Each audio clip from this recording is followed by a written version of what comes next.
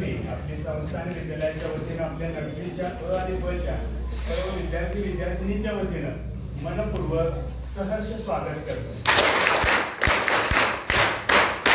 आणि सरांना विनंती करतो की थोडंसं मार्गदर्शन सर करणार आहे, त्या पद्धतीने सर सांगतील त्याप्रमाणे आपण सर्वांनी कृती करायची आहे. ठीक आहे. मित्रांनो, आपण सर्वांनी बाहेर ग्राउंडवरती यायचंच आहे. तत्पूर्वी फक्त तुमची एक झलक मला पाहायची आहे. ओके.